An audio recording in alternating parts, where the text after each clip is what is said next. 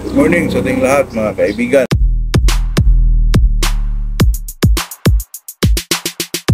Ngayong araw na to ay araw ng Sunday po.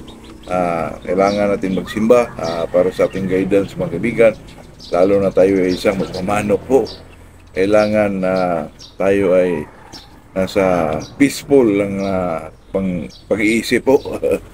At saka bago tayo mag-pisa mga kaibigan ay mag-shoutout muna tayo sa ating mga kaibigan, subscriber, supporter na si Putsulo Katura at sa kanyang mga pamangkin po na si Sandy Jr. at saka si Lorilia Katura po at saka Marco Calamba Family sa Bohol po.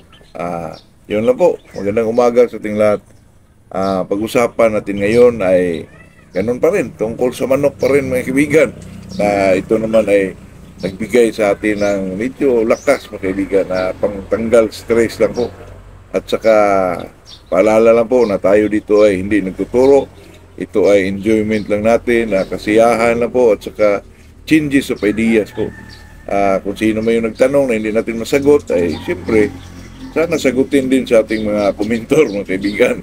Yun lang, ang pinaka the best natin pag-usapan ngayon ay tungkol sa yung nanalong manok o sugatan na manok. Ilang araw ba painumin ng tubig o pakainin?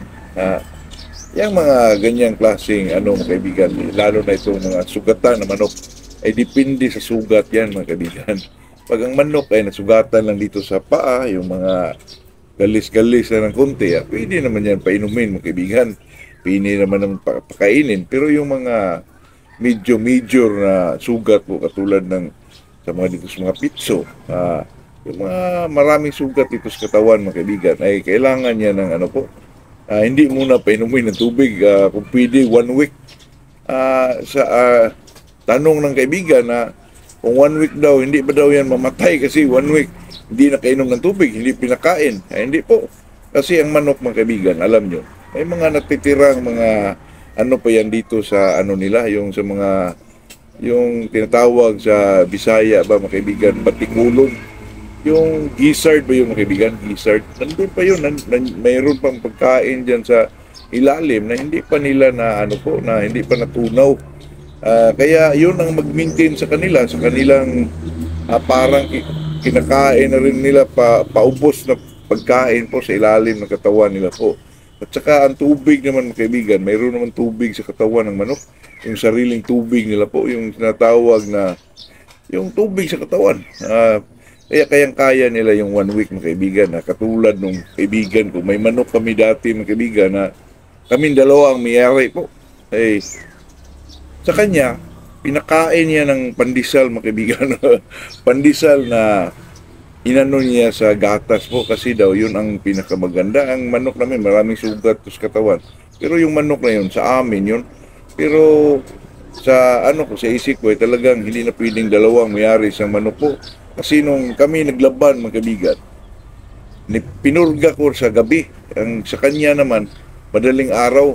Hindi ko alam na pinurga niya doon sa madaling araw.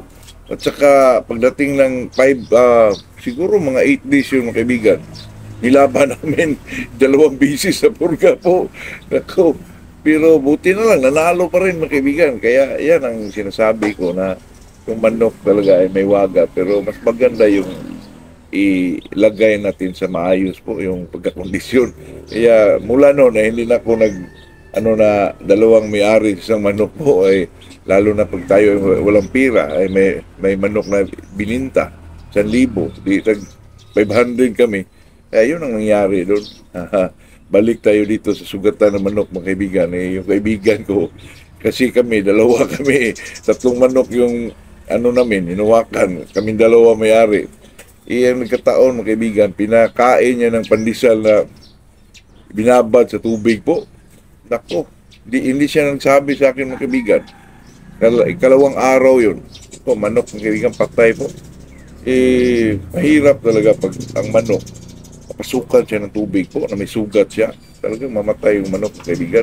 At saka yung pandesal kasi medyo may yung pandesal kahit nababad pa siya sa gatas, hindi yung matunawan kasi paano yun, ano pa yung katawan niya, medyo mahina pa, kaya yun, namatay po. Kaya ito kasing sugatan ng manok mga kaibigan, pag dipindi yung sugat, pag mga sugatan lang dito sa mga paala, sa mga liig, mga kunti-kunti lang, pwede naman yan pakainin, pwede naman yan painumin ng tubig. Pero kung manok, maraming sugat po, yung mga medyo na sugat talaga, hindi mo talaga painumin yan, hindi mo pakainin po. Tapos sa one week na hindi mo pinainom, pinakain po, pagdating ng pakainin mo na, pakain mo yan mga kaibigan, ay luto lang po. Luto na sinabawan ng mainit na tubig. Tapos ang mainit na tubig na yan, ay lang i-drain mo. Yung medyo kanin na medyo mainit-init po na basa na siyang kunti. Pero basa siya sa tubig na may init po. Pero kunti lang talaga. Yung siguro sa isang kutsara, mabilang ng mga kaibigan, mga 15 pieces lang siguro ng kanin. Yung mga ganyan. Kasi umpisa yun eh. Tapos, binasa sa mainit na tubig. Kung mainit na kanin, basahin nyo ng malamig na tubig. Medyo mainit pa rin yun. Ayun, para ba siyang kaibigan ba, yung medyo mainit-init lang ng konti. Oo. At saka, ang manok kasi, pag medyo pinakain mo na, nakasurvive na siya sa 1 week po, pinakain mo, kanin lang talaga. Kanin. Tapos, kunti-kunti lang. Kanin, kunti-kunti lang. Ay, ganun lang naman yun. Nung maka-recover na, huwag mo munang pakainin ng mga slasher, pilit, kanin pa rin. Kaya yun ang sa mga manok na sugatan, kawawa naman, pinaglaban yung amo niya, di ba? Kaya yung mga sugatan, mga kaibigan, 1 week talaga. Pero pag mga sugat sa katawan na mga medyo di naman marami at saka hindi naman malalim, 3 days pwede na yun. Hindi mo pa inumin, pakainin for 3 days. Pero yung mga medyo na sugat talaga mga kaibigan, yung malalim, huwag talaga kasi ang manok dyan talagang mamatay ito. At saka ang number 1 mga kaibigan, kasi pinatahi mo na yan, lagyan mo ng aloe vera po. Yung aloe vera napaka-effective po. Yung kung wala ka namang fast heal, tinatawag yung spray, napakaganda po yung aloe vera. Ipahin mo lang dyan for 1 week, talagang matuyo talaga yung sugat. At saka may mga mga properties na talagang nakapagpagaling ng isang sugat po. Lalo na pag medyo maraming sugat, talagang punasan ng kaibigan. Yung sa dulo lang ng aloe vera. Kasi yun parang moist na jelly. Kaya yun, napaka-epektibo. At kaya itong mga kaibigan, experience ko yan. Talagang binahagi natin dito. Kasi itong mga hindi masyado pinag-usapan itong may sugat sa manok, kung ano ang dapat gawin. Dapat yan, 1 week. Hindi mo pa inumin ng tubig at saka hindi pa kainin po. Pero pagdating ng maka-recover na siya for 1 week, lagpasan na yung 1 week, kanin na pinaanuhan mo ng mainit na tubig po. Talagang ganun. Talagang paglaanan mo ng panahon po, kasi pag wala lang, talagang mamatay yung manok dyan, kaibigan. Kasi alam mo na yung ngayong mga tari, talagang parang may mga puwiso na po yun. Napakatalas, at saka yung ginagamit ng mga bakal po, talagang maslas talaga yung yung laman mo. Paminsan-minsan lumalabas yung mga makabigan, kawawa po ang manok. Pero talagang ganun. Pag warrior ka, talagang manuhan mo yan. At saka ito namang pinag-usapan natin ay itong mga ganyang klase, kasi itong mga baguhan, hindi pa alam, baka pakainin o painumin ng tubig, matay po ang manok dyan, kaibigan.